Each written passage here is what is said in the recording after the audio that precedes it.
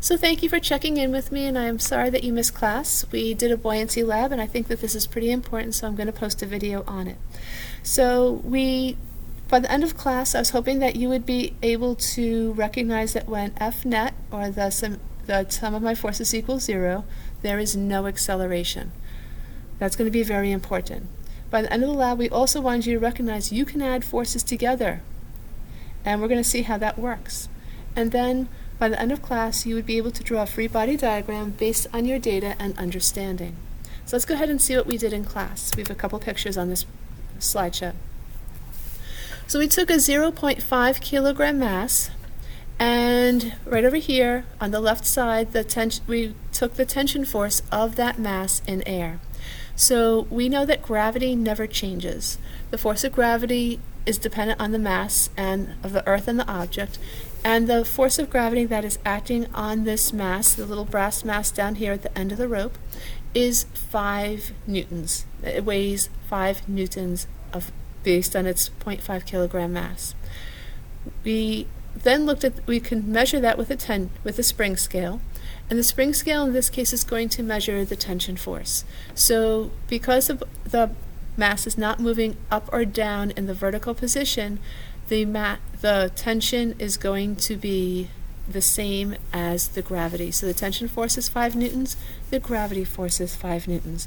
So if we go ahead and look at doing the free body diagram and our statement, the free body diagram over here, force of tension 5 newtons and it's pointing upward, and the gravity force is equal to 5 newtons and it's pointing downward. So when we do our statement on the left side, the summation of our vertical forces equals ma. Well, there's no acceleration, so that goes to 0. And that equals Fg, which would be a negative 5 newtons, plus Ft, which would be a positive 5 newtons. Then we did something different. We took our mass, our piece of a little brass standard lab 0.5 kilogram mass, and we put it into a canister of water. And then we looked at the tension force that was with a spring scale, and we saw that our tension force had reduced to 4.6 newtons, which is strange because the object weighs 5 newtons. So we're at 4.6 newtons. So let's see what happens.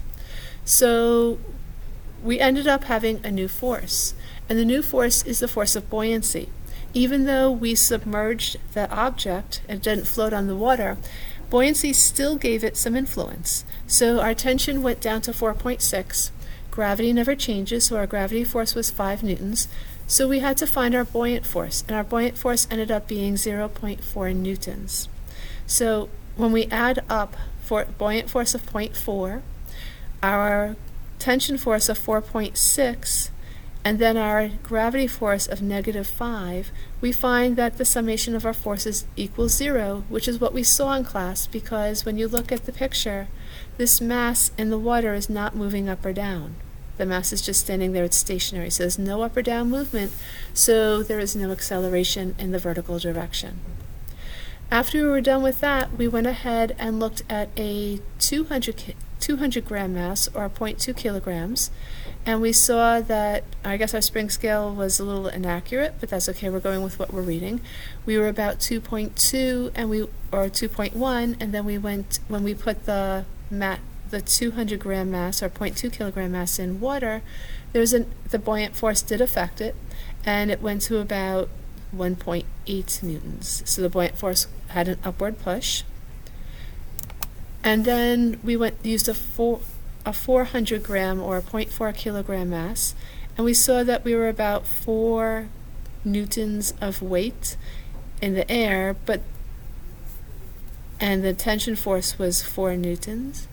But when we put the 4 newtons of weight into the water, there was an upward force with about 0.3 newtons of buoyant force, because we were about 3.7 newtons in tension force.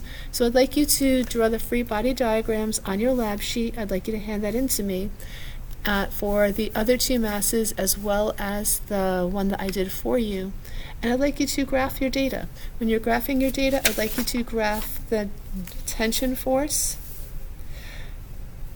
of the object in the water over the gravity force. I'd like you to see what happens. So you would do a scatter plot on that graph and you would draw a line of best fit.